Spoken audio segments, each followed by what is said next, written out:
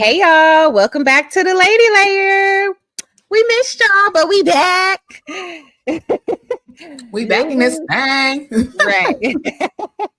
So this week, since we missed last Thursday's episode, we got a lot to cover. So we're going to get right into it, okay?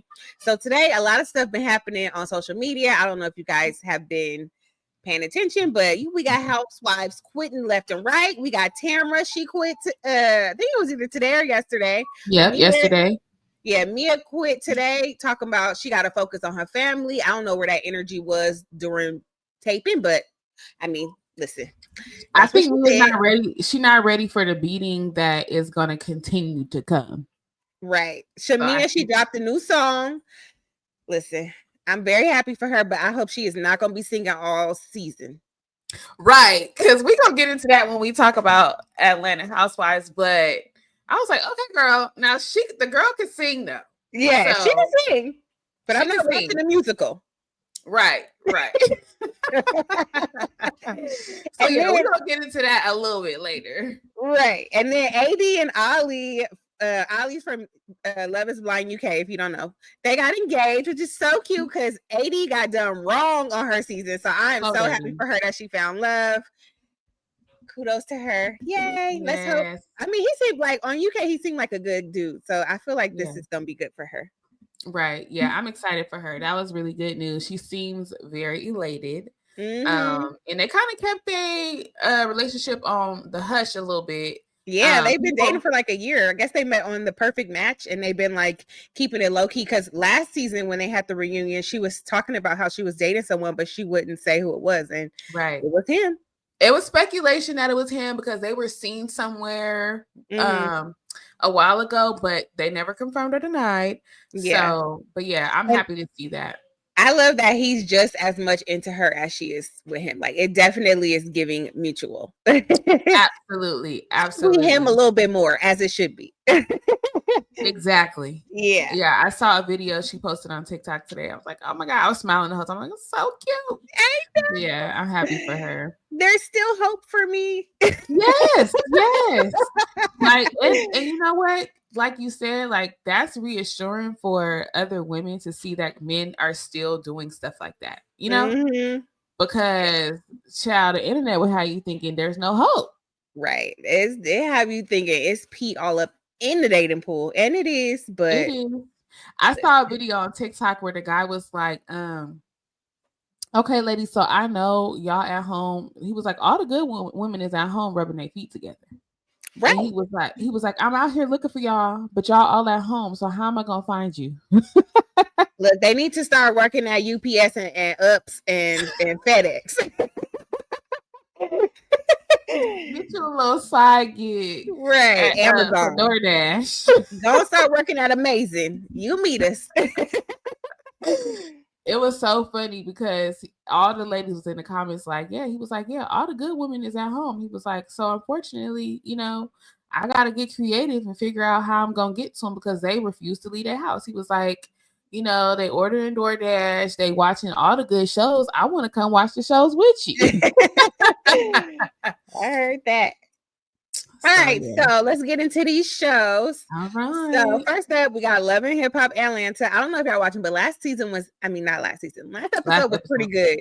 So on this episode, Kirk decides that he wants full custody of Cannon, which of course pissed his baby mama off. I can't think of her name right now, but she was pissed. Jasmine. Yeah, it pissed Jasmine off. So she called Rod, and Rod was about to go bang on Kirk. And Kirk pulled out them receipts like, honey, I'm sending her money to fix her car. Whenever she asks me for this, I'm sending her money. I don't know why she wants to portray that I don't do for my son, but I do. Right. And like at first I was like, you know, I don't feel like they really be doing stuff for him because he don't never be like with them, whatever. And then like it kind of like reassured it when they making the baby's room and he just because they having like a visit from the court. And I'm like, well, why doesn't he already have a room set up? But I don't know. Like, do y'all think sending money is equivalent to like really like being in his life? Because they were saying that he don't even call him dad. So yeah. And I don't know, like with the whole situation with him not calling him dad, I think that could be tricky too, because we don't know what his mom is presenting to him at home. You know, like we don't know what she's saying. We don't know, like, and it's an uncomfortable situation even for a kid because he's growing up. I think he's like 8 years old. And when he goes over to their house, I'm sure he feels a difference. Like they were saying, he sleeps with like in his brother's room, which they could have bunk beds, they could have like double beds, and I could see why he wouldn't necessarily have his own room because they're the same age and he's not there all the time. So it's like when he comes here, there's an extra bed. Like I'm sure he has toys and stuff over there. Hopefully he got toys and stuff over there. But the fact that he spoke up and said, I want my own room, and because I don't know, like with the whole court thing, I don't think he necessarily has to have his own room, but he spoke up and said, I don't want to be in his room no more. I want my own room.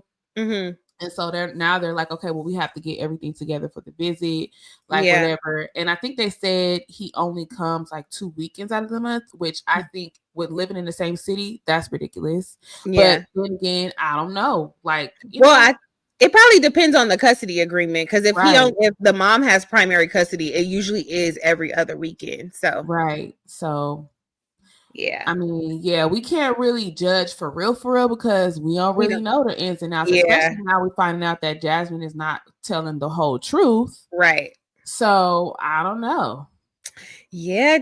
I mean, it's now I'm like, girl, you just trying to get camera time or what? Because you're looking a little sketch. Like, and she's getting that. Now other people are willing to film with her. Jessica White is filming with her. The other little Erica, like all Erica Banks. Yeah. So now everybody wants to like her to be accepted into the group, and like, you know, and Spice wasn't going for it. Spice trying to fight. Like, it's a lot. Spice is a little extra though. Like, I don't like Spice. I'm just gonna keep it 100. Like, she do too much. She's doing way too much, and like the things that people are saying about her are valid. What Saucy Santana was saying about the album Clown stuff, valid. Yeah. Like the whole Erica, Bambi and the other girl, what's her name? I know who you're talking about. Bambi and I think it started with an M, right? Amy. Erica and Amy beefing over the song. The whole thing, apparently it was a setup. Right. Like she's telling them one thing so that they can beef with each other. It's like, girl, you set this whole thing up for it to be a mockery. And so I think Spice just plays too many games. She turned up on Jasmine, which I understand, like Rashida is your friend.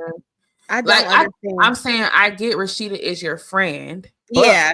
It's not your battle to fight. Like you don't have to turn up on the girl. You just don't have to be around her. Right. It's not even your event. If you don't want to be around her, go to the other side of the room. Like exactly. Like you at the end of the day, be an adult. Have some class. Causing a scene at this girl's event when she could invite whoever the heck she wants to invite. Do you have to have a conversation with her? No. Like all you had to say was, you know what? I really don't want to associate with you. You know, I'm friends with such and such, and I just don't want to do this. Or if she felt so deeply about her being at the event, leave. Yeah, it ain't your event. You gotta be there. So yeah, I thought that was a bit much. Like, I think that was a bit much. Yeah.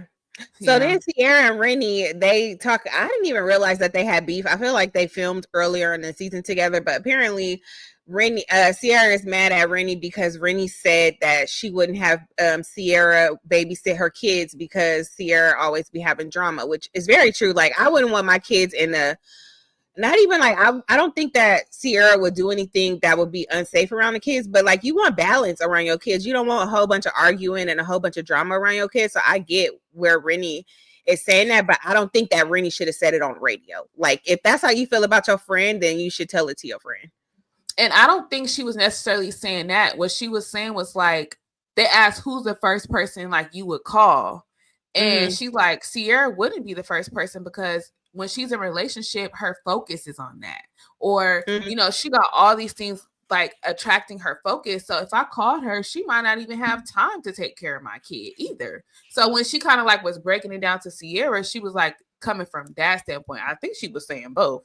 But when she was telling it to Sierra, it was kind of like, well, girl, you know how you are when you're in a relationship. Like you don't have time for nobody. So why would I call you first? I'm not saying that I don't trust you around my kid. I'm just saying like girl, you couldn't even have time to throw my baby shower. Somebody else, you were supposed to be the one throwing it. Somebody else had to do it because you didn't have time. Well, she said too that she was pissed because when Sierra was in the hospital, Renni didn't call her or come and see her or send her no flowers or anything. So I feel like that's probably why she didn't do the baby shower, wasn't it? I don't know. Yeah, it was after, because the baby shower was because Sierra came to the baby shower and she thanked Spice. She was like, "Thank you so much for, doing everything, because I just didn't have time. Like, I have so much going on with my family and blah blah blah blah blah." So I think Renni was kind of pulling her card, like, you say all these things like we so close and everything, but off camera, right? Like, and then you ain't really there. Yeah, and then to bring up her mom was not a good thing either. Like, at all. If you really did that from your heart, that's not something that you throw in somebody's face. At all. At all. Especially when you only showed up once and when the cameras was there. Right. Yeah. Girl, come on. So then Jessica White, she feels so conflicted because she knows that her her niece was talking to Mendeecees. So she sets up this meeting with Yandy.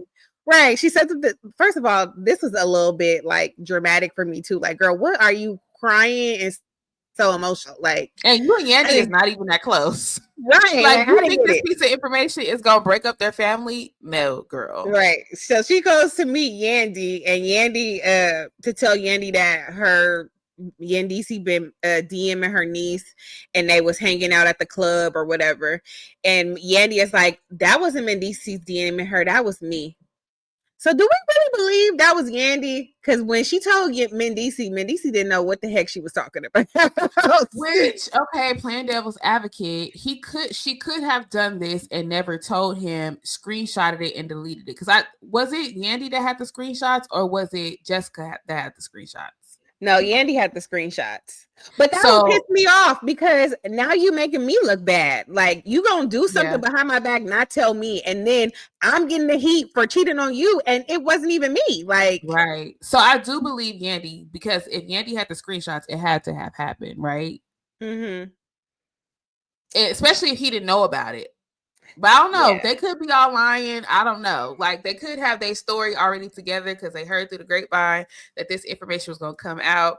And I mean, Yandy is not somebody that likes to be embarrassed, clearly. So I wouldn't put it past her to kind of like beat them to the punch. Like, let me screenshot this stuff and let me but at least put him in on it so y'all could laugh about it together. Like, these girls think I'm DMing them, but it's really you. Like, well, I mean, if it was fake, okay, say he really was DMing the girl. She found out after the fact, and she's like, we need to get ahead of this, because if they bring this up on camera, I'm going to make it look like it was me and not you. You need to act like you didn't know so that it doesn't look like we have anything really going on. Yeah. So, no, I get that would be a lot of work. I'm saying if she really was DMing, she should have at least brought him in. Yeah, include him in on it, because but if she was after the fact, at least, because if she was trying to catch him in the lie, then she couldn't really tell him. But after the fact, once she found out that it wasn't, legit, she could have told him. But he probably don't want to be. She was claiming to be at the club when the niece came up to Mendeecees, and that's what made her start DMing her. I think he agreed to that part. I think he was like, "Oh yeah, the girl who was saying da da da da." So I think he knew about that part. She was like, "I just forgot. I didn't mention it to you, but I was DMing the girl because I was trying to see if something was really going on or not, because I didn't like y'all interaction." So she kind of like set it up that way. But regardless, she turned up at the end. And she was like, I'm sick of this, which I understand. But it's like, girl, you own this show. You know it's messy. And your man's name is in the streets, not just with one girl. Right. But with you DMing everybody. And the fact that he said, when the girl asked him if he was married still, he said it's complicated. Right. So were you in the streets telling other women it's complicated? Yeah. And that was Jessica's point too. She's like, when somebody asks you if you married, it's never complicated. You are married. Like, unless you out here trying to, because it's complicated, kind of gives a window open for opportunity. Right. Like people would think you separated or not in a You relationship. gave a gray area. And Yeah. that's room for a woman who's approaching you, knowing that you're in this public marriage and never had a public divorce. Well, That are they in a marriage? Because when did they actually really get married? their definition of a marriage, okay? But the world sees them as a married couple, correct? Yeah. And so if they've never had like this public separation or public divorce, this girl is approaching you because your name is already in the streets that you're open to this type of stuff. Like Atlanta is not that big, and then the names get around, and these girls want people with money. So if you out here tricking and they heard about it, they trying to get in on that. Like these women out there in Atlanta, like they are looking for people to fund their lifestyle. So if people heard you tricking, which I don't know, right? So it's gonna be more drama. It comes on tonight. Actually, it's gonna be more drama. So we'll have to see what comes up next. Right. Tune in so we can talk about it. Okay. Right. Moving on. Right. Moving on to MAFS. I hope you guys have been watching because this last episode was insane. It's been a lot going on Married at First Sight. So we have to go back like 2 episodes pretty much, but we're gonna sum it up real quick because we missed last week. So at the end of the previous episode, Madison, basically they're all sitting here at this party or whatever, and Madison speaks on Michelle's name. And she was like, basically like, well, she wasn't really into him anyway. Like she already had one foot out the door, and Michelle ain't no punk. Okay. Now listen, I'm not a fan of Michelle, but I love that she stood up for herself the way she did. Cause she kind of poked her chest out on there. Like, are you going to speak on me while I'm over here? Or are you going to wait till I come and sit down? Right. Like, girl, don't be talking about me when I'm not present. Are you crazy? You don't know me. Right. So yeah, she did try to like buck up at her. And it was like the fight was so stupid. Like because Madison did not have a leg to stand on. Like you just now admitting that y'all together, and the fact that y'all came in with them tacky matching outfits was ridiculous. Like to me, the whole thing is ridiculous. That okay, I get it. Like you guys want to get the ratings up there. You guys want this is something that happened on the show, but I don't like the fact that they're like. To me, it seemed like they're condoning their relationship. Like, again, the integrity of the show. Like, these people are legally married. Right. So you guys are condoning adultery. Yeah. Like, these people are walking around as a couple, coming in hand, setting up hotel rooms and doing all this stuff on camera when they're legally married to other people that y'all set them up with. Right. It's just showing that the marriages don't really mean nothing on the show. No. Like I think that would like hinder people coming on the show because like, is this real? Like, do the marriages really matter? Like you guys are promoting people cheating and doing other stuff. Like, because if that's the case, I'm not gonna sign, seal, and deliver nothing until we're done filming. Yeah. Like at this point, to save people the legal drama, maybe they shouldn't go down to the court and file the paperwork until the show is over. Yeah. So now I'm pissed because I got to hire a freaking divorce lawyer and do all this extra stuff because I signed up for this show. And y'all over here playing. Yeah. So then we move on. Madison has a conversation with her dad. And to me, it's like her dad just condoned everything. Like her dad is a yes man. He's like, well, whatever makes you happy. No. Like, clearly y'all didn't instill no type of morals and values into this girl, because what you should have been telling her was you decided to get married and you are legally married. So until you have closed that chapter, I think it's inappropriate for you to be entertaining someone else. Yeah. And I didn't raise you that way, but apparently.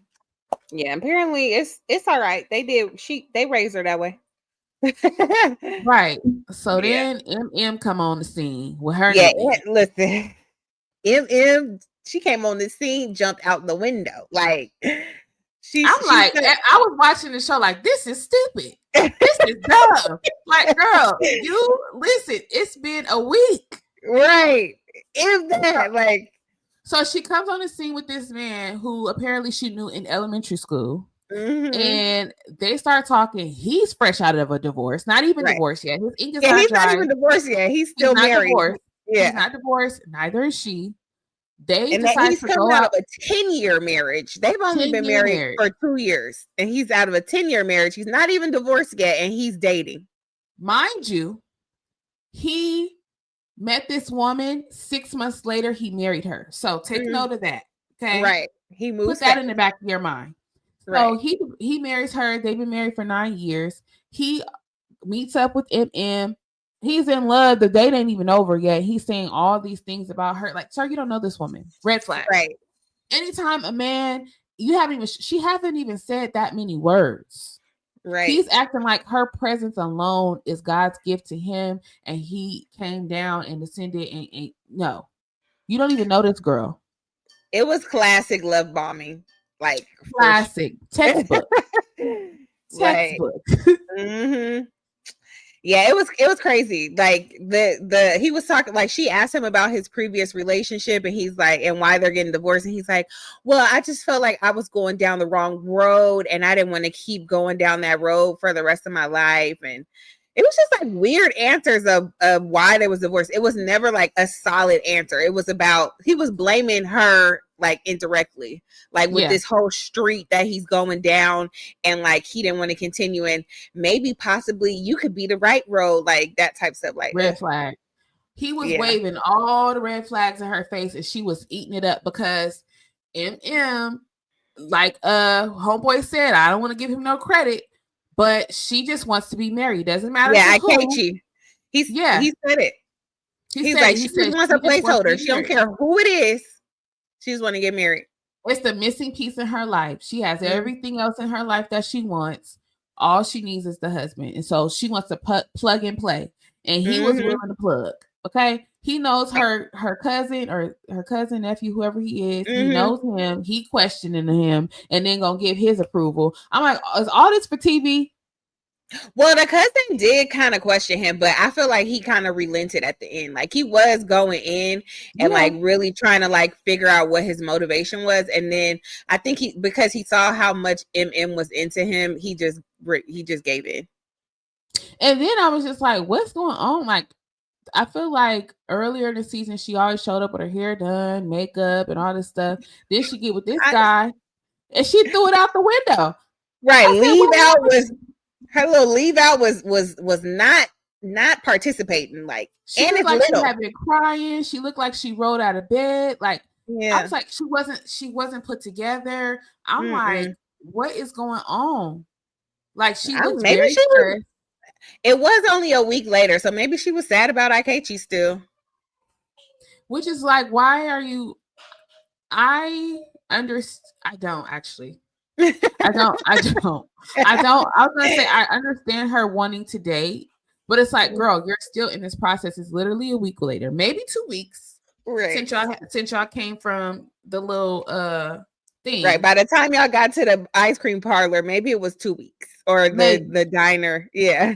But we know for sure that you've only been dating this guy for 1 week, so y'all maybe went on 2 or 3 dates.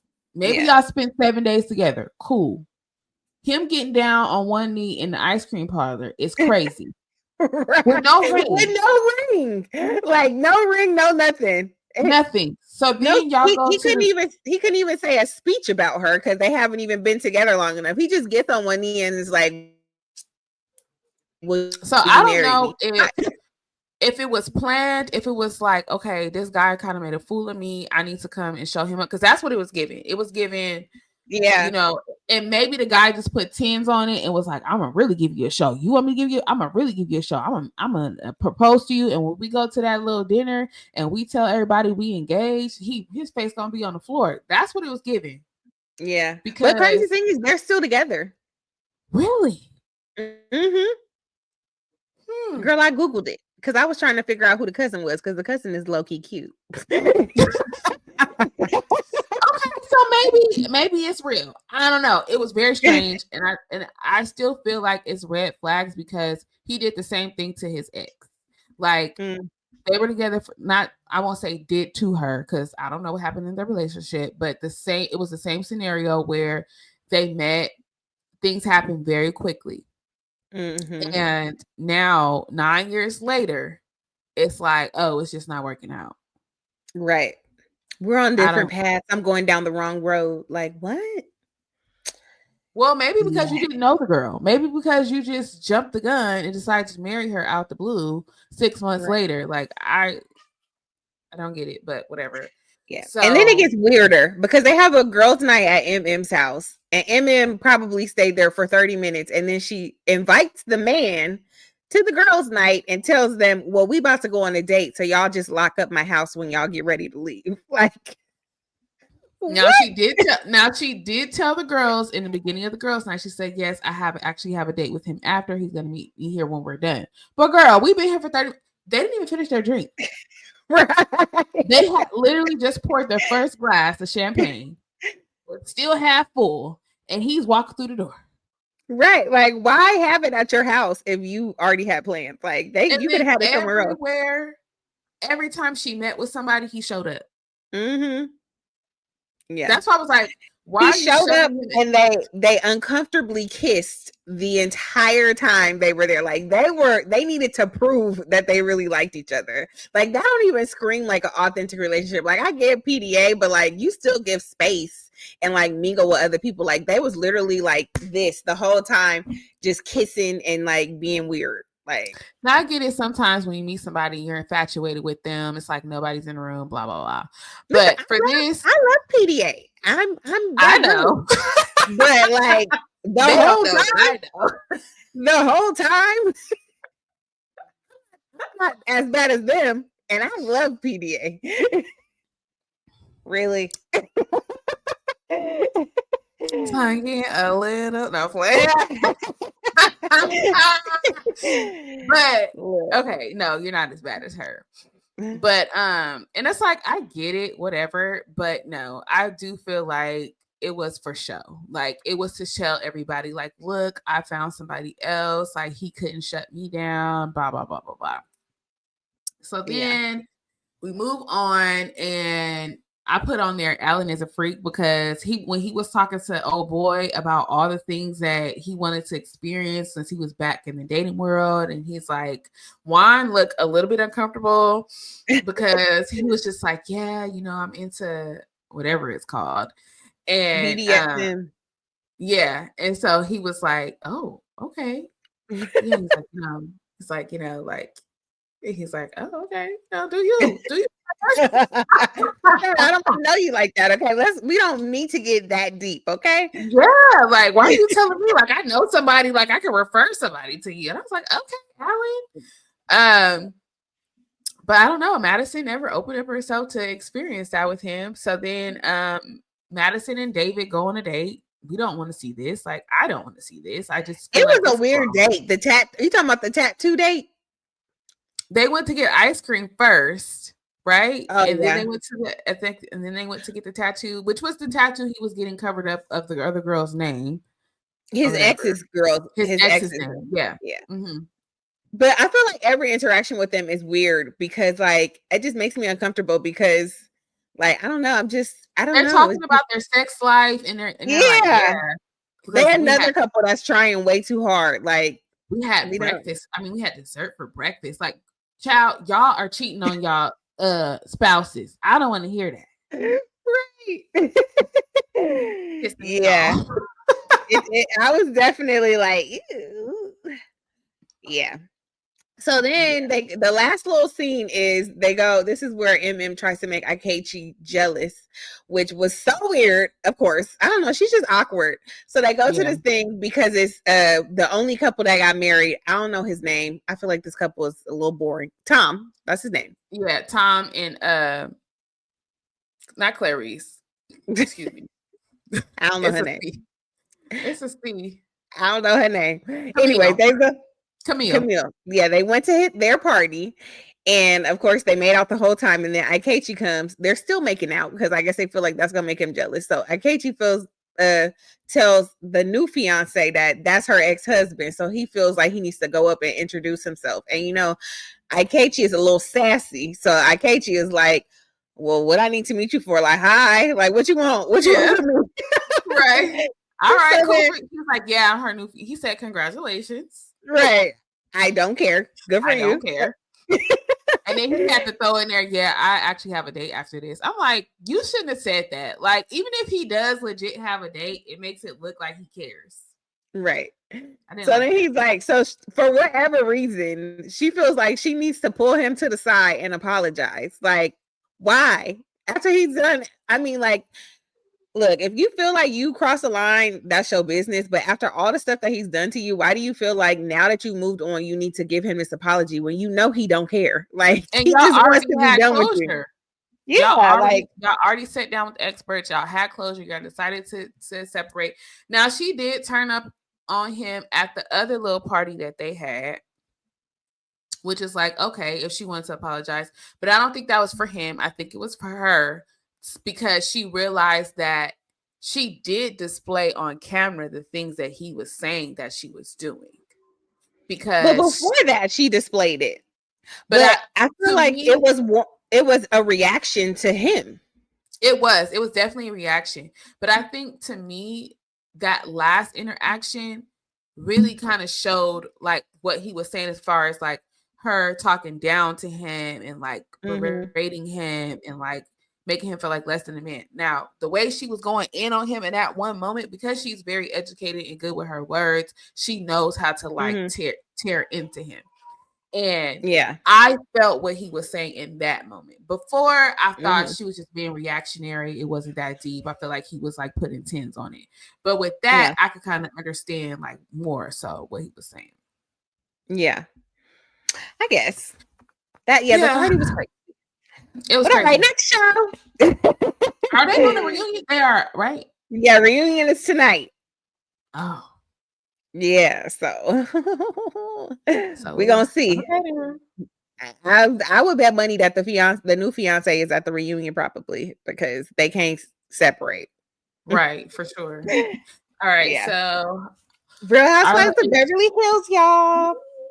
So this episode was pretty cool. So it starts off with Kathy and Kyle going to go get their mammogram, right? Yeah. So they're in the car. Yeah. Kathy awkwardly brings up the Mauricio photos.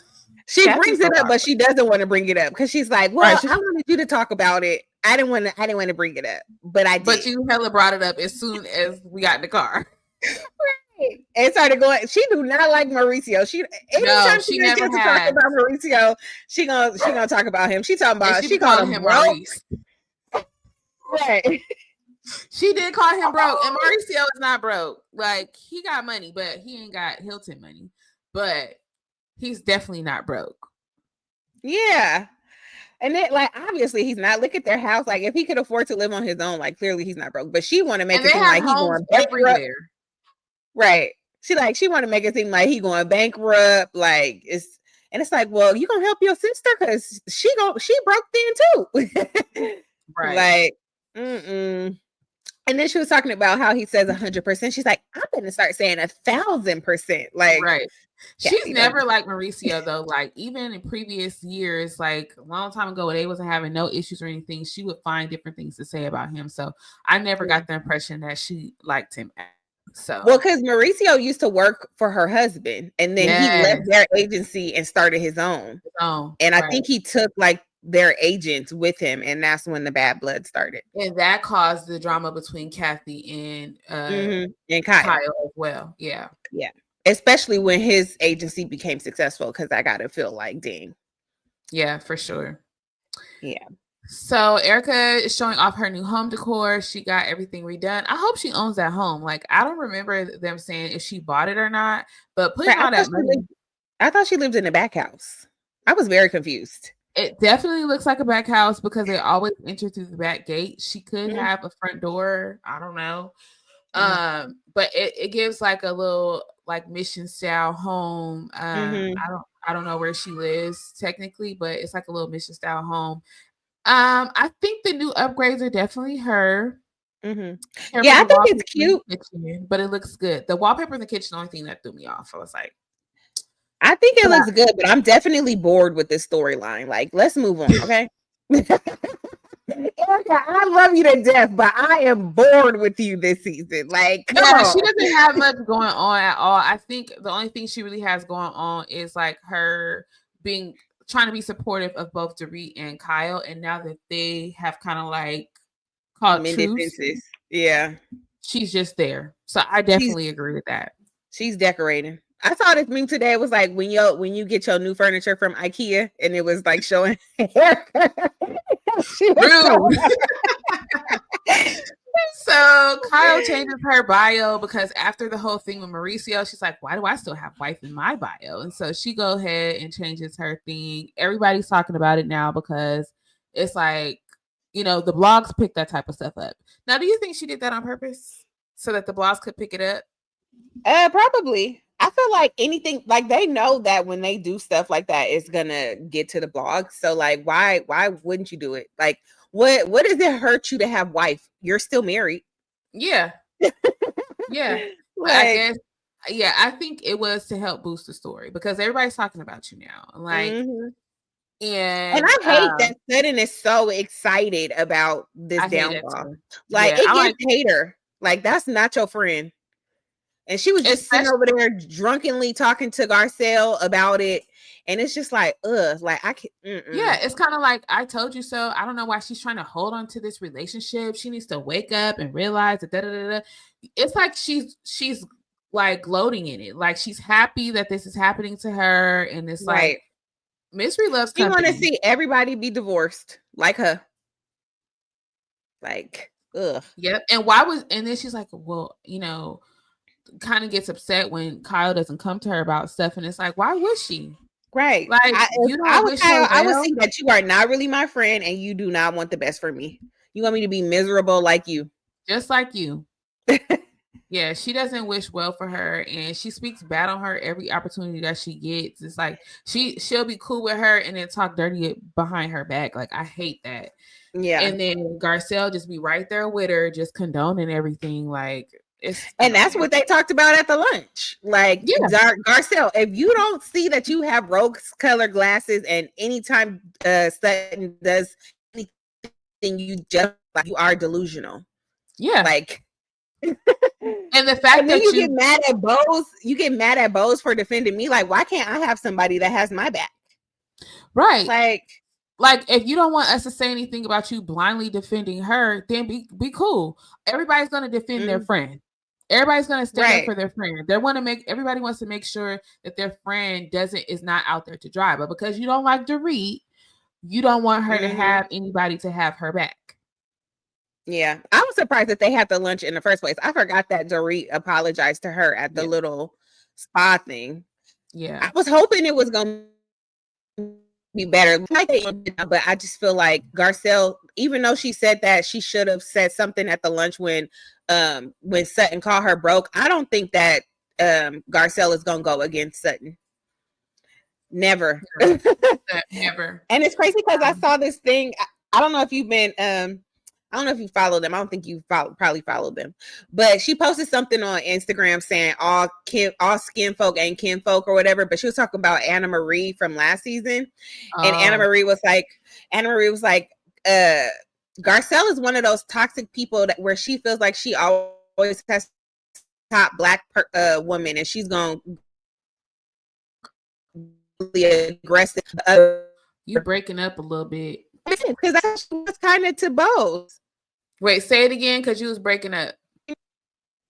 Oh, I said Garcelle feels like, I feel like, well, Anna Marie says that she feels like Garcelle always has to be the top black girl on the show, and she's like overly aggressive towards the other black girls. And I see that. Like, even with Bose, she tried to like get spicy with Bose when Bose was defending Dorit. It's like, girl, other people can have opinions and other people can stand up for their friends. Like, relax. Right.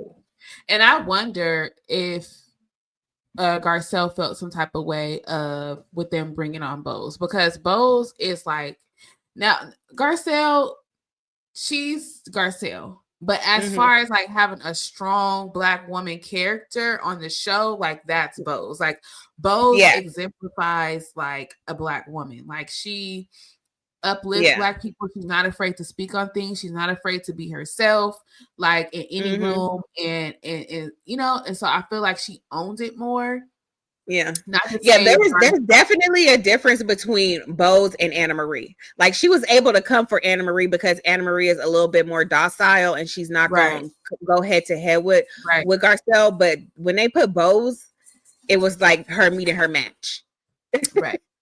Right, for sure.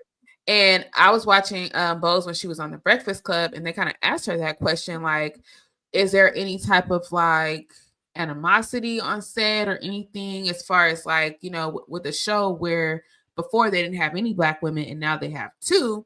Is it kind of like a one or the other type deal, whatever? And she's like, I don't see why it would have to be a problem. She was just like, there's multiple of another race on there. Why can't there be multiple Black women? Like, I don't think there ever has to be either or. Yeah. And so she didn't really like go into detail, like if anything like happened specifically or whatever, but she was just like, you know, I personally don't feel like there has to be one or the other. Yeah. But with her saying it like that, I'm kind of like, maybe she it may be a little tension. Yeah. So I wouldn't be surprised. So then we get to this fashion show with no fashions. How dreadful. Because right. I keep seeing Shein everywhere, like, and they look like them outfits came from China, like sustainable. It was sustainable because you paid some Chinese person cents to make your little cheap, nasty sweater dress. I don't know, like, who puts a sweater dress, an orange sweater dress show, like. Right, but we have to rewind because we have to talk about Kathy. When I tell you, Kathy had me on the floor. Look. Kathy Hilton is a class act. Okay, first of all, girl, she talked about, I hurt my knee, so she just like limping. She's telling the girl, she's like, I think she should have Dorit narrate the fashion show. First of all, girl, this is not 1985. Like, nobody does that anymore. And she's like, Dorit, no, I think you should do it. I'm gonna go tell Sutton. Alters her little self back through the white curtain where the show is going to start, goes to the back, tap Sutton on the shoulder as they're getting ready to walk out. So, don't you think I think you should have Dorit. I can go get her. I think you should. She was like, no. What are you talking about? Of all people, Dorit. Of all people. Then she walks back out the same white curtains where the show is going to start. Takes her time to talk to people along the way. Right. Starts having a full-on conversation with Erica's mama. Like, if you don't sit down, she just said she was about to start.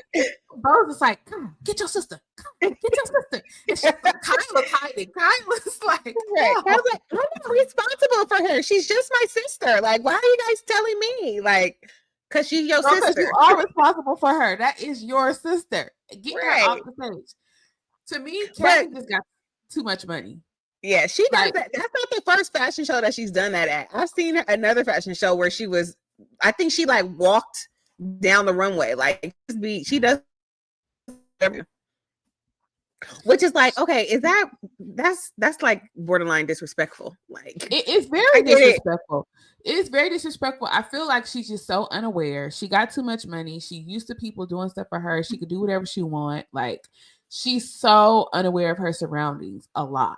The things that she says, the things that she does, she's just like, doesn't care. And then she laughs about it because they're like, girl, you came out with the freaking models. And she's like, oh. She did not care at all. Sorry, she was hearing the paper. Oh, no. Yeah. So, then the fashions that were not fashionable come out. At all. No. And Sutton's dress. Yeah, I'm about to say, did you see Sutton's dress? Child. She didn't have enough booty for that dress. Yeah. The front or the back, because the front was giving beer belly. Yeah. And then the back was so low and she doesn't have a butt. Like, who? Yeah. I think if they would have made the back come up a little higher, it wouldn't have looked as bad. Because it just accentuated the nostril. Right. And she should have had she should have had something a little more flowy or like, I don't know. It just wasn't given. Maybe a jumper. I don't know. It wasn't given at all. She was trying to look fashionable. Like she got her extensions in. Like she wanted a whole new look. She was trying to look sexy. Her But creative fashion girl, director and stylist failed. fire your stylist, please. Please. ASAP. I would have been mortified seeing those photos. Like, oh my God. Yeah. Yeah. So then we get into Summer House. And listen, Summer House didn't have a lot to do, but I'm just gonna say this. If I gotta watch Lindsay and her baby stuff all season, like I'm checking out. Yeah, I'm over it. I'm with Carl, not Carl. What's the other one? I'm with Jesse. I don't want my summer to be about the pregnant lady. No. Like, why are we doing a scavenger hunt to find out your gender reveal? Like, we don't care. Just tell us so we could go get drunk and go to the club. Like, okay, like just be here and be pregnant and drink your mocktails and be cool. Like, we cannot make the post season about you and your baby. Right. I can't. Yes, I'm over it. Moving on. You guys, we finally got Real Housewives of Atlanta Sweet 16 season. We've got a lot of new characters on the show, or cast members, I should say. And we have a new main character in Shamea. But first, let's give first impression of the new girls. What do you think of Kelly? So I don't like Kelly. Don't like Kelly. Okay. Huh? What about Angela? I think she came in high, but over time I might like her better. Yeah, I agree. And surprisingly, I liked Britt. Like I felt like she definitely came for Kenya a little bit. Like I feel like she was like trying to pick, but it was weird that Kenya went up and hugged everybody and then didn't hug her. Like even if you don't know her, like hey, it could be like a little church pat. Right. You know, it don't have to be like a full on hug. So I get why she was like she felt a kind of way at how she greeted her, but yeah, but I actually did like Britt. I did not like Kelly. I felt like Kelly was like trying to like make her mark. Like why immediately come off and start trying to come for Porsha? Like you know that's not gonna be good for you. And then you gonna come for Porsha with Shamea. Like you know that's not safe. Why would you think Shamea? Number one, why would you think Shamea is not gonna stand up for Porsha? Right. Number two, why would you think Shamea is not going to tell Porsha? Like, they're real friends. Right. Like, off the show. Right. Yeah, so, I agree. I think Kelly came in way too hot. Now, and I say that with saying this. I like that the new girls were not afraid to say what they wanted to say. They were not timid. They were not intimidated by the OGs. And I feel like they did bring that fire that we like looking for. I didn't want people to come in and just be sitting around and waiting for somebody to show them the ropes. Get in the game. Yeah. I like that. And I also like that production kind of like, to me, it was given like season 1 of the show where they followed each character, introduced us to them, introduced us to their family dynamic. I did like that. They kind of took a little bit more time with that and kind of let us get to know each person because they're all brand new people. And I feel like that allows you the opportunity to understand these people more before they get into all the drama. So I actually like that and I didn't mind it. Yeah, no. So that was good because usually they don't give the backstory on or let them give their own backstory. It's usually like the person who's introducing them to the group will kind of tell us about them and that's it. So I did like that they awkward. Yeah. We don't know. I did like that. Yeah. And then I don't know what the Oakley lady's name is. But I need her to make sure that her wig is tacked down all the way because how do you go outside in Atlanta and not make sure your glue is gluing? It was glued. However, if you're gonna go out in Atlanta with lace, you have to get a specific type of glue. You can't go out there with got to be glued. Like you can't go out there with because it was intact when she first arrived. It was intact. Nothing was lifting. You know, it was cool. But I don't know if it's her first rodeo with wearing lace. Maybe it's her first rodeo wearing lace. Because if you live in Atlanta and you wear lace, you should know better. So maybe she just never wore lace before. So, but we start out with Shamea, and I just want to say this. I love that we are getting to know who Shamea really is because Shamea has been playing the backseat to Porsha for 10 years. Like they still had her pinned as this party girl who's just twerking and having a good time, and we never knew She anything still is about her. that though. She's still, but that's all they made her to be. Like we didn't know much about her husband, what they had going on. We didn't know. We kind of on social media we learned about her little love story. Right. On social media, we kind of learned about like, you know, what was happening with her wanting to conceive and like stuff like that. But like on the show, granted, she wasn't a main character or anything. The only thing we knew about her was she was Porsha's sidekick. So with this opening scene, honey, showing her $9 million house. Right. And I love the love story. Like, I love it too. That's another thing to give hope. Uh-huh. Listen, poop in the bathroom and listen, that's how you know if it's real. Right. And to me, it kind of was like, you don't have to. I was talking to a friend about this today. Like, you don't have to compromise the things that you want. Like, God can have somebody out there for everybody. Because the fact that he was already the age that he was, didn't have any children, was not married. Like, you know what I'm saying? So she got to actually build her family with him and without any outside things. Because some women feel like, well, everybody has kids now. I'm going to have to accept that, even though that's not what I want. No. Yeah. You know, it could be somebody out there. And even with how like he just sent her drinks, but he wasn't really on her like that. Like, you know, like I love the whole I actually want to hear the whole story because they cut her off. Right. Like, why y'all trying to rush the story? The story is good. Yeah. I was like, this is good. I get it. We only got 45 minutes for the show. But maybe they should post that on like the little extras or whatever. Because I thought that was super cute. Right. And I love that she is the nucleus, which I think is smart to kind of center it around her, because should Porsha decide to leave, because everybody thought the show was going to be centered around Porsha because she has so much drama, which is still going to be a lot about what she has going on, I think. But I like that they took Shamea and used her because she does know everybody in the group. But should Porsha decide to leave next season, the show don't have to go with her. Like, you know, basically, there is a lot of discourse online about whether Shamea really stood up for Porsha or should she have. So the conversation is, should Shamea have completely shut down the conversation in general? Like, should she have cut the girl off and been like, hold on, what we're not going to do is talk about her while she's not here. If you have questions for her, you can hold your questions until you see her.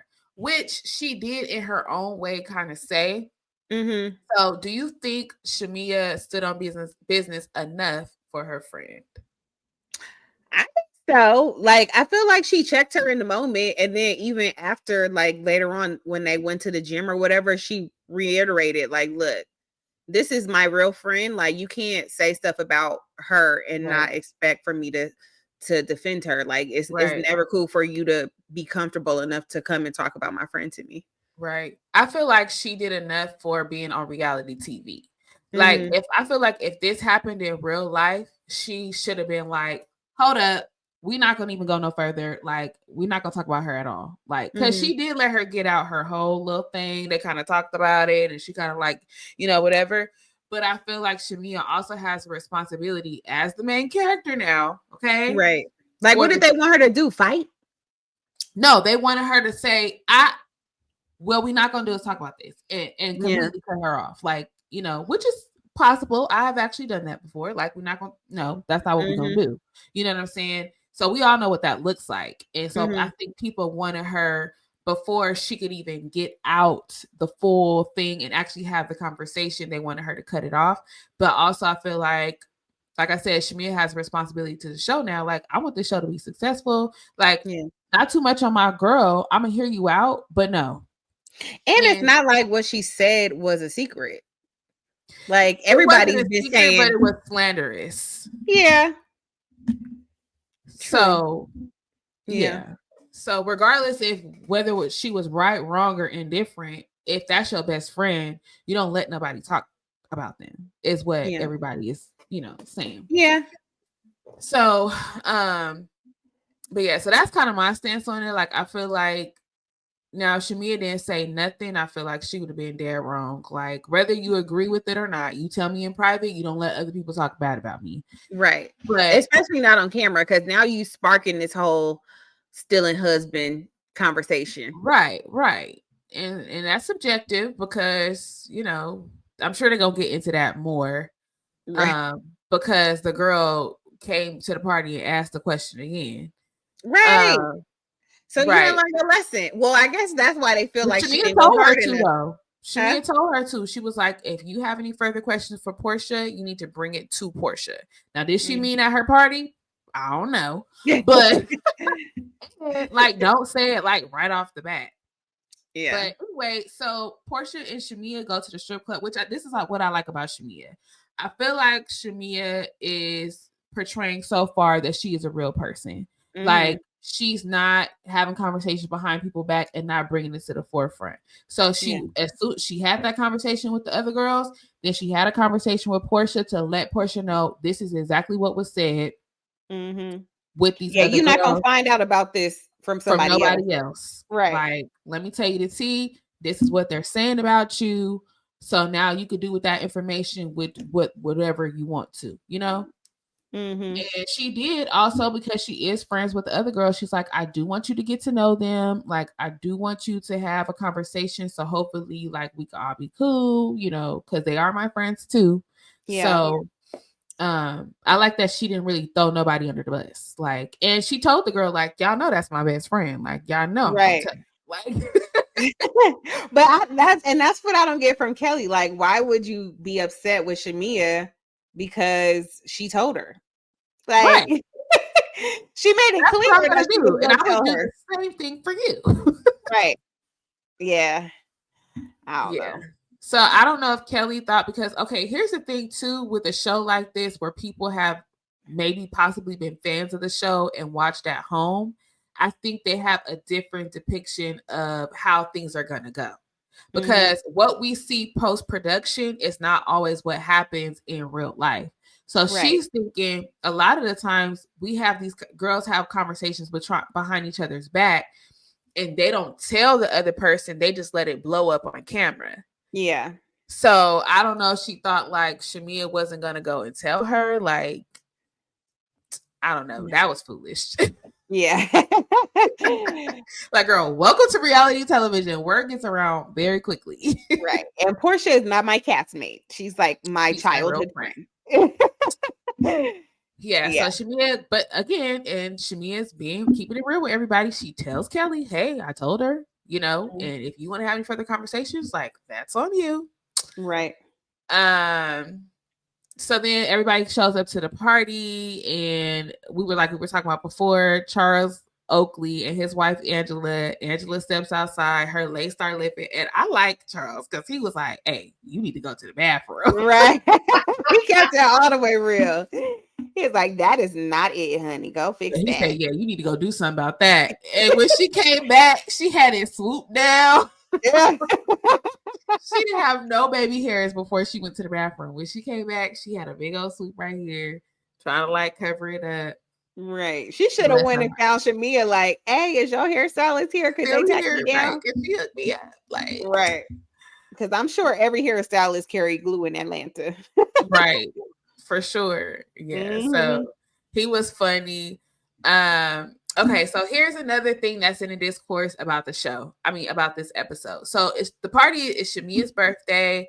Her husband gifts her with a $430,000 car. A Rolls Royce Cullinan, I believe it's called. Yeah. And so Porsha's late. She's not there yet. Shamea has her big moment. She's going crazy, twerking on the car. She get in the car. She's like, it got stars in the ceiling, y'all. And here comes Porsha walking up, and she walked from the back and from the back of behind the car. And so she goes and she greets Shamea. She's like, hey, like, this is my girl. They had a little moment. Shamea gets her a little bit of side eye because like, girl, you real late. Okay, now you real late. Go on back over there, whatever. Porsha do a little twerk on the car. So everybody online is like, Porsha try to steal her moment. Even the other girls at the party are like, Porsha try to steal her moment. Why would she do that? That's so shady. It ain't about her. Blah, blah, blah. Now, what do you I think that she should have went to the side. Like, I wouldn't have gone up to her while she was doing the gift. Like, because I'm already late. Like, you need to be trying to be like and walk on tiptoeing? by to Yeah. the back. Yeah. Like, Yeah. So I can kind of see both sides because I'm like, okay, she walks into the back. We don't know if production told her if anything is going on, whatever. She walks through the back gate, and now I don't think Shamea saw her from behind because I don't know if with myself if I would think like, oh my gosh, I'm late. I need to like tell her I'm here. Or I don't know if this is the end of the moment because she's in the car. Both of her and her husband are in the car. The car has already been revealed. Like, let me just go give her a quick little kiss and then run off to the side. Like, hey, girl, I'm here. I'm so sorry. You know? But she lingered. She did. She did linger. Yeah. Now, I was listening to another podcast earlier, and I kind of agree with what he was saying. He was basically saying that everybody else made it a moment of her trying to steal the show. He was like, this girl is sitting up in her $9 million house with her $430,000 car. You think Porsha walking up for 10 seconds is stealing her moment is crazy. Like, the moment is still her. She is still the moment. And that's what I was thinking too. Like, if people weren't already talking about it, like before the show even aired, because I saw it online before the show even aired, I wouldn't necessarily have thought it was a big deal because the reveal already happened. Like, everybody's just already standing there. She gave her a quick little kiss. Now, did she need to twerk on the car? No. But the quick little kiss and all that, I didn't think it was like a huge deal. If my friend would have did that, I wouldn't have been mad. I would have been like, oh my gosh, girl, you was hella late, but you look at my car, girl. Like, you know what I'm saying? I would have been so excited about the car. I don't really think I would have cared. So it was kind of like a split thing where people was like, she should have, and then if it were me and then I saw my friend just walk past me and she was late, I would be like, dang, you ain't even speak. You know what I'm saying? So I don't know. Yeah. So if it was me, like, and I'm the friend walking in late, like, you know me, I don't like all that attention. So I would have just walked to the other side. Right. I would have walked and waited and then ran afterwards, came up. You probably would have hid. You probably wouldn't even have walked in the gate. You probably would have walked right back out the gate and tried to find another entrance into the party. And then afterwards done it because I just don't like that. But like if it was me get in the car, like I don't think I would care. I feel like y'all would be at the car with me anyways because like I don't care about the moment. That like stuff either. Me either. Like if I would have got the car and y'all all would have jumped in the car, I would have turned on the music and be like, yeah. You know, so I don't think I care, and I would have cared. And so that's what Porsha was saying. I had watched Watch What Happens Live, and she had also did another interview, and she was just like, it was a big moment for my girl, and like we best friends, like. In my mind, we both twerking on the car because, girl, I'm so happy for you. Like, we've been through stuff together. Like, this is a huge moment. And so I'm just thinking we both twerking on the car. I didn't think it was a big deal because we always celebrate with each other. And so she was like, I could never steal her shine. Like, that was her moment. I wasn't trying to take her moment. Like, how could I even take her moment? So I think Porsha is probably like the same way as that guy. Like, she just got almost a $500,000 car and she's living in a $9.5 million house. How can I take her moment? Right. And if I wanted to be salty, like I could do that before coming to the party. Like I could be salty about her having a house, having the happy marriage that I wanted, and now this car. Like, why do I need to come to the party and act salty? Right. And she also was saying, like, you know, they try to make it a big deal about me being late, but she was like, what people don't understand is that I was not allowed to film in my home. I had to film in my mother's home in Duluth. It was raining cats and dogs that day. And then they popped up the little thing saying she was still getting her hair done at 6:15. But you could see even when she was getting her hair done, Cynthia was still getting ready too. Cynthia didn't have no makeup on. Yeah, they was talking to each other. Yeah, so it was earlier in the day when she was getting ready. It wasn't like she was like lollygagging or anything like that, but she had to film an hour and a half away from where the party was. And then with traffic, that's probably turned into 2.5 hours. She was like, y'all know how Atlanta traffic is, and I'm coming far and it's raining. And so, and also Claudia was saying, the podcast I was watching, Claudia was on there. She was like, a lot of times production, even when you get there, they'll take their time miking you up. They hold you in the back and tell you when to go out. So she was like, the whole late thing, I don't think that should be a big issue. And she was like, if they harbor on that, that's literally for a storyline. Yeah. So now I'm kind of wondering why Shamea is asking or like having that conversation with Porsha about not being there for her.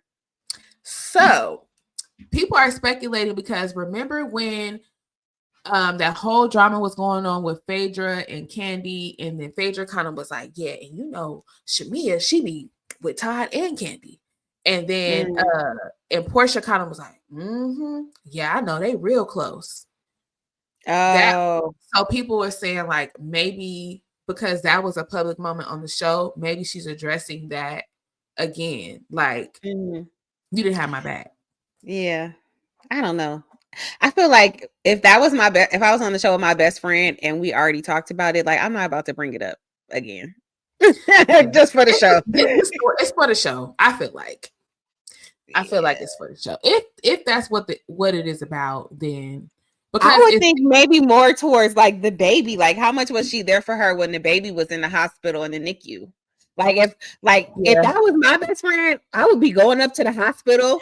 She was. I don't know how often she was there, but I do remember because I followed Shamea closely when her daughter was in the NICU because the connection with the story. Yeah. I really was like on her thing. I was praying for the baby. Like I was on her lives. Like, and so Porsha did come up there. It wasn't like she never came up there or whatever, but you know, maybe if she wanted her to be there more, like that could be a possibility because when you're in that, like you remember who shows up and who did not. You remember who calls you every day and FaceTimes you. Yeah. And you know, all that. And this one right here, she showed up, she read books, she called me, we went to lunch. Like, you don't forget that stuff. Yeah. So if you pointing at me, yes, I'm telling people, Katrina was the one that was like there, like, yeah. And I ain't gonna cry. Let me stop. Yeah, yeah. You don't forget that stuff. So if she does bring that up, I can see why. Because if like coming once or twice, when Shamea was in there for like months and had to keep going back. So I'm girl, she said the baby had like 12 or more surgeries. And I remember like it was at least 6 months or more. Yeah. That she was even just in the NICU. And then after that, she had to keep going back. When she finally went back home, she was still going back. And the baby, I think, still like needs surgeries and stuff. Yeah. So that could be it too. Yeah. But and you know when you're friends for that long and like your lives are going in different directions, like stuff can get crossed in haywire. Like she got a whole different set of friends. And then also when Porsha and Kandi was beefing, Shamea was still friends with Kandi in that whole Kandi coded clique. Right. And so she was kind of in the middle. So like, you know, when you have a friendship and it's in the public eye and stuff like that, like, I don't know, a lot of different stuff can happen. But I'm also interested to see how Porsha reacts to the role switching. Like she's used to Shamea being in the background, like being her homegirl, being her plus one. And the world is the chatter about Shamea being so humble and playing the backseat all these years. Right, when she really had everybody. Right. That's all I've been hearing today is like, dang, Shamea can play big bank, little bank with anybody in here. Her husband does HVACs. And if you know anything about how expensive HVAC and not just anything at airports and stuff, like that's big money. Big money. And she said he engineers, installs, and whatever, manufactures, and installs and sells, whatever, all of it. He got the whole thing wrapped up. That's long money. Right. But they both are so humble. Like, honestly, before this episode, I did not know Shamea had money like that. Like, I thought because they both of them are so humble. Like, you never see him doing flashy stuff. Like, the car was the flashiest thing I seen. Like, I never even seen Shamea's house really until this episode. I think this is their newer house, but even her old house was big too. But I think this house is like fairly new. Mm-hmm. But and she makes money on her own too. She does a radio show. She works with Atlanta Hawks. Like, she has her own stuff going on too. And I think it's good. Somebody else also mentioned too that before they kind of offered her a peach, but her husband was not here for the filming and everything like that. But now he's supportive in it. And they were saying maybe it's timing because that was earlier on in their marriage. And maybe had that happened earlier on in their marriage, they might not have made it. But now that they're almost 10 years in, they're strong enough. They've been through a lot to like survive this. He seems supportive. Her family, her other family members were there. They all seem supportive.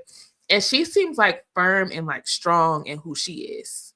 Yeah. But I don't remember seeing him on camera. Her husband? Like, I know they talked about him being there, but I don't actually remember really seeing him. Like, I think the only time I saw him was when she gave him the shout out. But when in the car, I didn't see him in the car or at the family little gathering thing. Oh, yeah, he was there in their kitchen. I thought that was her daddy and her cousin or something. I thought I saw him. I do remember seeing him on camera this episode. I thought it was just at the shout out when she came down the stairs and she was like, I gotta give a shout out to my husband. I think that was in the car too. He was in the passenger seat of the car, but they didn't really show his face. They like show his shoulder. Yeah, that's what I mean. They didn't really show him. So I mean, look, he might still not be into filming as long as whatever works for them. Because we can't mess up that love story, okay? They gotta last. Maybe he'll be like Ray, where he gives just enough. Like, if they want them to have a conversation, he'll have the conversation. But he ain't gonna be like Greg, where it was like filming with the other guys and like stuff like that. Maybe they're the guys. I don't know. Because so as far as husbands go, we only got the Oakley guy. Oh, we got 3. We got Charles Oakley, we got Britt Edie's husband, and then we have Gerald. Yeah. Okay, so do you think this is what speaking of Britt Edie, so I don't see why she made a big deal. Well, do you think she made a big deal when Kenya was like, when she was telling Kenya, oh, this is my second ring, and Kenya was like, oh, so you've been married twice? And I think that was a reasonable question. I think it was. Yeah, I did too. Like, I don't understand why it became such a big deal. Like, if you tell me this is my second ring, and I say, I'm thinking this is ring. This is my upgraded ring. Like, yeah, I get it. I think she didn't answer the question clear enough. So a follow-up question was warranted. And like Kenya said, you don't have a wedding band on. You could just be engaged. Like, I don't know. Yeah, you. I just met you. So it looks like you're engaged because you're not wearing a wedding band. I think people that don't wear a wedding band with their engagement ring, I always think they're disengaged too. But there are people that only wear their engagement ring. But or a lot of people only wear their wedding band. But yeah, I thought she was engaged too. If I see a solitary diamond with no other band, I'm thinking you're engaged. Yeah. Yes, I think they blew that out of proportion.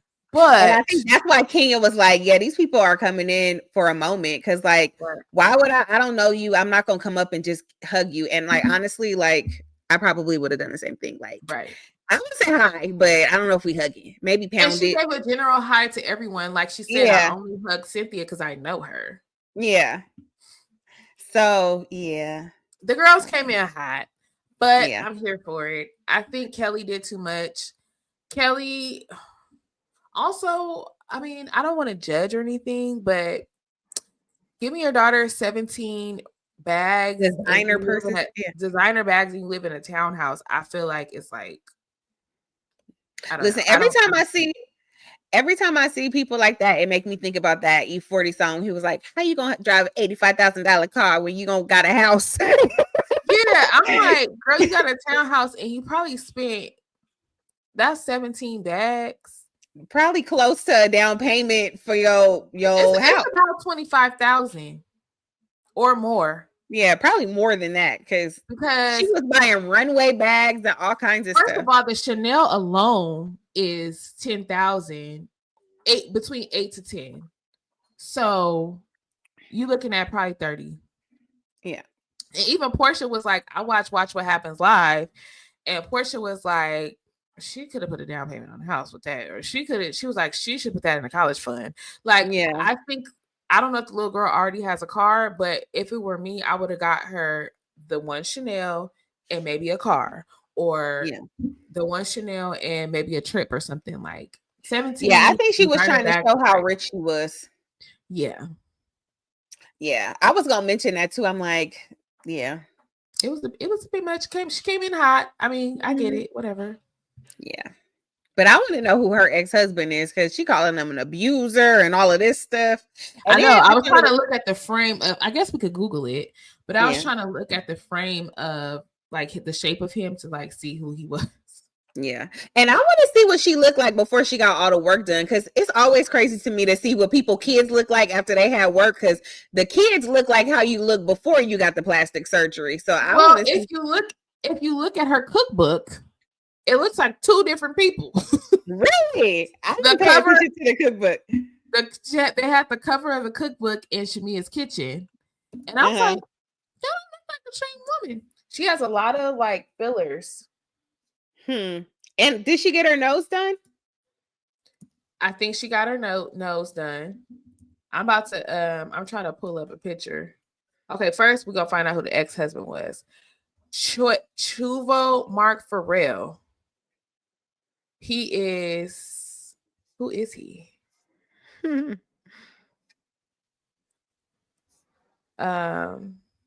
were married for 11 years. Oh, he died. She said she got divorced. Oh, never mind. Call in the comments. Why would they write it like that? It says Kelly and Chuevo were married for 11 years before calling the time of death on their marriage. Why would y'all word it like that? Right. So dramatic. Right. Honestly, so Kelly reminds me a lot of Mia. Like, she gives me Mia vibes. She definitely does give Mia vibes. They just keep saying his name. They don't say who he is or what he did, or I don't know. We're gonna have to research that a little bit. Right. Okay, let me click on his name. Okay, well, while you looking at it, we're gonna move on to Married to Medicine, okay? Okay, because I'm just nosy. So Married to Medicine starts off. Of course, they still got to talk about Phaedra. I wish they would move on with Phaedra because, listen, I'm over her. After she left, I don't want to talk about her no more. But yeah, move on. Right. They showed a scene where Jackie is going and collecting a $40,000 check from Phaedra. Even though it's weird because when they showed the check online, it wasn't for $40,000. It was for a different amount. But okay. Right. She said she wrote the check and now they got their $100,000 for the charity. So that was good. She honored her commitment. Then King and Quad talk about moving in together, and like, honestly, this was like something that kind of made me question, like, I don't know why Quad wouldn't just accept King's offer to just get something that they both own. Like, just like you don't want to move into his house and you know he doesn't want to move into yours, why not compromise and just get something together? Like, why does it have to be a big thing about him moving to your house? I agree, but I also understand Quad's perspective because, and this is what makes me feel like she's not completely like healed from her divorce and she needs a little bit more work. She covets her home because everybody said she was gonna fall on her butt. Her ex-husband always talked about how much he did for her and how she was nothing before him and like all these things. So she holds her house and wears her house as a badge of honor. Her home is beautiful. She just decorated it to her liking. She built it up to her liking. She loves her home, right? So in her mind, it's like, why wouldn't he want to come to this beautiful home? But he's a man at the end of the day. Right. And he's a man's man. He's not like, he's not finna come in here and live under your domain and your rules and your territory. And I can't touch this and I can't move that. And I don't have no closet space. And no, a man doesn't. And quite as it's kept, I'm sure he spends a lot of time over there and he's like, oh no, I could never move here because I see how she act and I'm just visiting. Exactly. Like it needs to be a fair ground. And so I completely understand King, but I also understand Quad's perspective of where she's coming from, because she worked so hard for this home and it's her baby and she loves it so much. But girl, he's not telling her to sell it. He's saying rent it. That's what I was about to say. Girl, your house could sit there and collect dust for all he cares. Right. He not asking you for nothing but a fair, even playing field. You can move your mama and your nephew up in that house, and they can take care of the home, or y'all can use it as a second home to come over here if when you want to break whatever. He not saying you have to sell your home.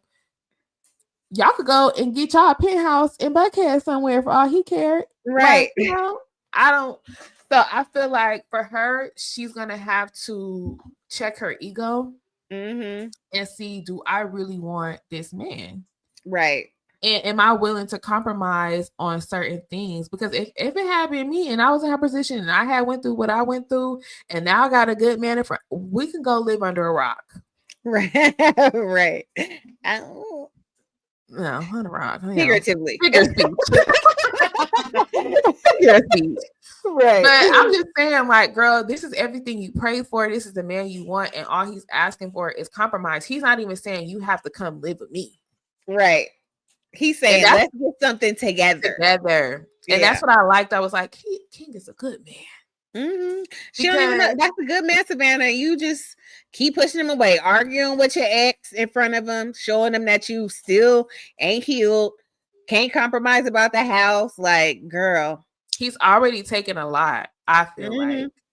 And he's still sitting beside you. He was looking at her sideways in that confessional. Right. But he's still standing beside her. He gonna stick beside her. Either way. So then we got Dr. Simone and Cecil going to these kids' house again, and the house is trash. Now, here's the thing. Okay. Do you feel like they are just completely babying these kids too much? Absolutely. Listen, but so I grew up different. So I got a different perspective about a lot of these kids because I was paying rent as soon as I turned 18. Right. As soon as I was old enough to get a job and work, I was paying rent. And I had responsibilities. I could not go and just do whatever. Right. So I get it. Like, you want to spoil kids, you want to take care of them. But like at the same time, you gave them boundaries. You told them that all they have to do is keep the house clean. They don't got to pay no bills. They don't got to do nothing. Just keep the house clean. Like, if they can't even do that, then yeah, it's time to do something different. Yeah. Like, they don't respect you. I would have came over there with boxes and told them to pack it up. Because what I'm not about to do is give y'all third, fourth, and fifth chances. They already came over there and cleaned up for them. That was a big mistake because you're not even holding true to the laws that y'all laid down. They do not take y'all seriously. That's why they laugh at y'all every time y'all come in there. So I think, and then they still gave them another chance after they gave them that long speech. They still gonna tell them that they gonna give them another chance. No, these kids are never gonna learn. Actually renting this out. They're never going to learn because they're always giving opportunity, and it's going to make it even worse for them when they actually have to move out into the real world. They probably believe that you're always going to have a place for them, which you're their parents, whatever. But I would have came with boxes.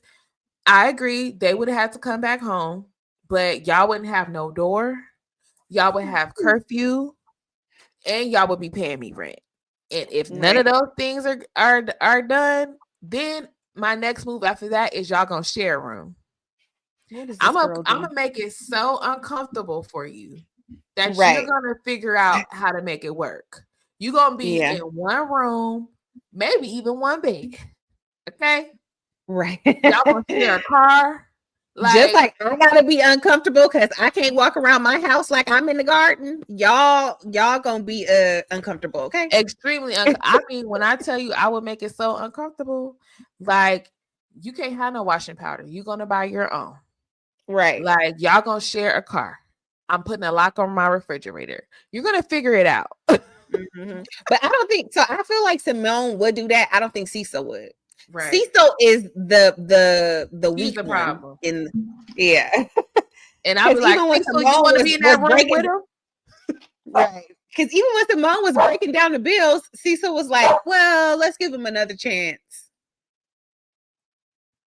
They're ruining them. And this is why you have Men that grow up and be in relationships with women and expect for the women to do everything for them, and they're lazy, they don't want to pay no bills, they don't want to clean up, they don't want to provide, they don't want to help out. This is where those type of men come from. Exactly. Terrible. So then we get to Contessa's event. Before that, there's all this talk about who can come where, and you know, we got the drama between Sweet Tea and Greg versus Quad and King. So now, mind you, the episode previous, Contessa was like all on Quad's side, like, yeah, girl, I'm so sorry, like, you know, you don't deserve this, blase, blase. Oh no. But she had an epiphany, and at the event, she's like, I feel like T deserves to be everywhere, and you know, it's not her fault. Her husband is da da da. So she's basically backpedaling. I feel like everybody backpedaling. It's always backpedaling.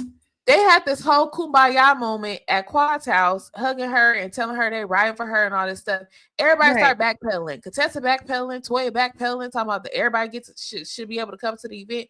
Where was the camaraderie? Where did that go? Right. And then they trying to blame it all on Greg, but it was also T. Yes. Like she was nugging that part. Like they feel like she's a victim because of the hold that he has on her, but that is also her choice. Right. But girl, that's your man. I understand you need to ride behind your man, but don't expect he brought you in this group. So if the group is on the outs with him, you on the outside too. And I'm sorry, but behind closed doors, you should be telling him this is not cool. Trying to put somebody in jail because your ego is bruised is crazy. Yeah. Hold on, girl. Okay. Because she over here doing stuff she ain't supposed to be. Yeah. So then they get into the conversation at the event. Heavenly, big mouth, always talking mess. Like, oh. But yeah. Contessa feeds it into it. Heavenly really burns her bridges. I'm like, girl, this is your event. You need to keep your cool. Like, why are you getting loud? But also Heavenly did not have to butt in to whatever conversation they were having. Like, if Heavenly gonna do anything, she gonna butt in. Okay, right. And you could tell in her face, it looked like she wanted to stop herself, but she couldn't. Like, yeah. And it's crazy because, like you said, they literally just had lunch made up, and now y'all can't act at your event. Like, y'all act like nothing. Y'all didn't even go to lunch. Like, it all went out the window. What happened to agree to disagree? Like, everybody's so opinionated. Everybody got to get their opinion about everything. Everybody got to butt in, and it's just like.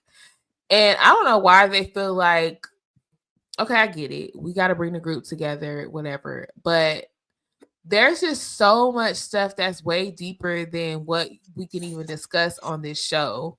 When you have exes that have experienced certain things, Quad expressed that she had experienced a certain type of abuse by Greg. So she's going to be triggered every single time. Right. Like, she's gonna be triggered, and especially his behavior that he's been exhibiting with T. Right. It's do you think they're gonna bring that up at the reunion? How he what Quad has said and how he's acted towards T on camera? They better. They better, because he tried to act like she was making that up, and we saw it with our own two eyes. Right. So I don't know. So then basically Contessa is like, Sweet Tea and Greg are coming, and Quad is like, that's my cue.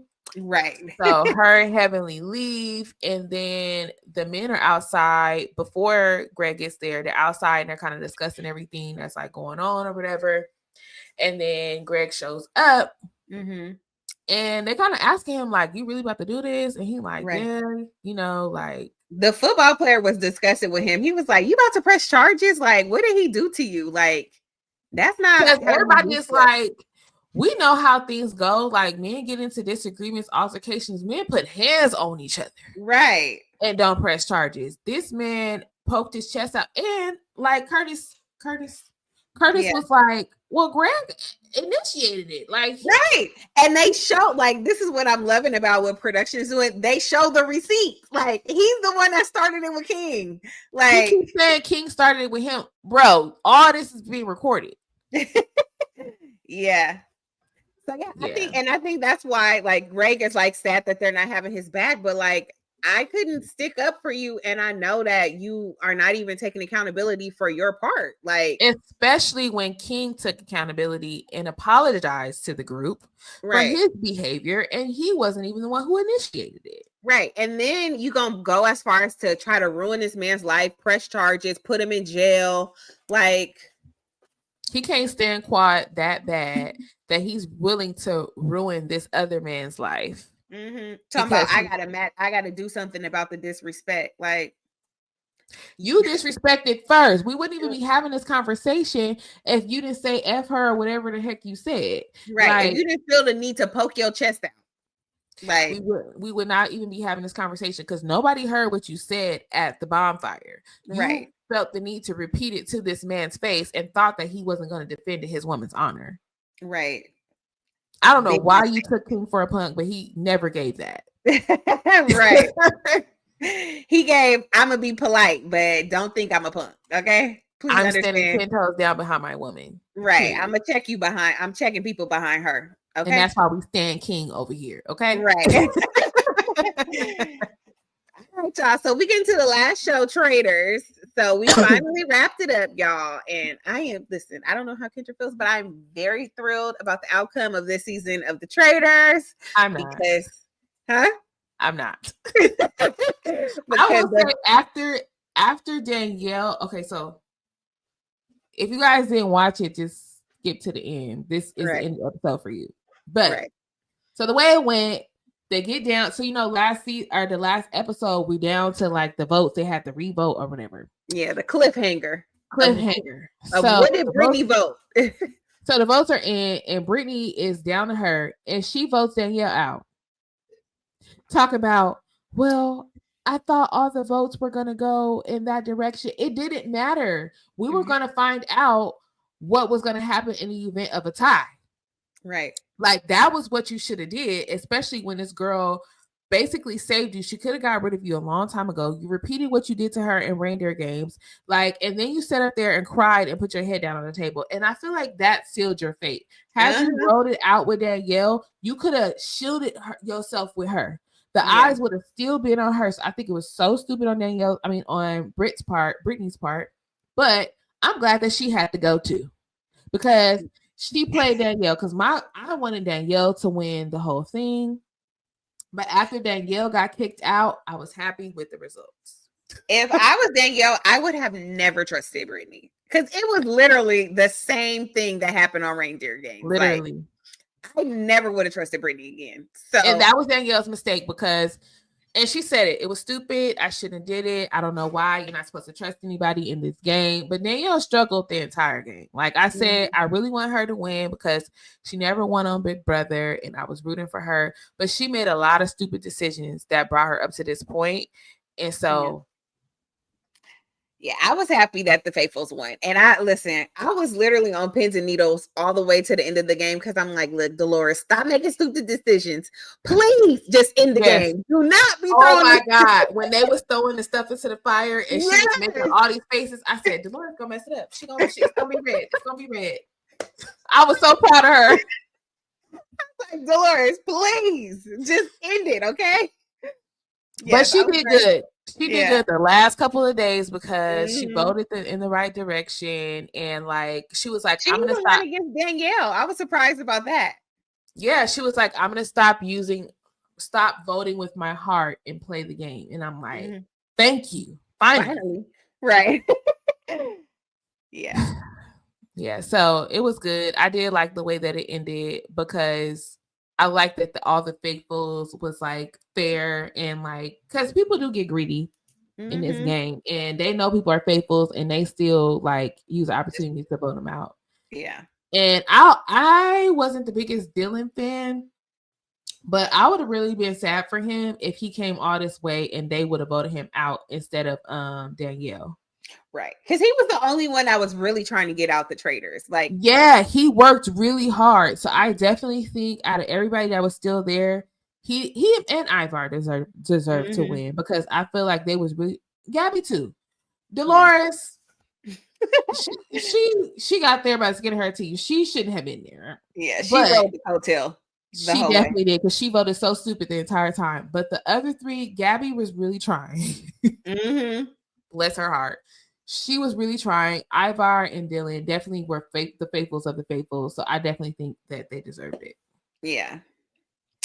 All right, y'all. Well, that sums up this episode. We hope you enjoyed it. If you have stayed with us this long, we love you, because this was a long episode. It was a long one. So please like and subscribe and send us a comment, answer some of our questions so we can keep the, the little dialogue going. And thank you guys for watching. Good night.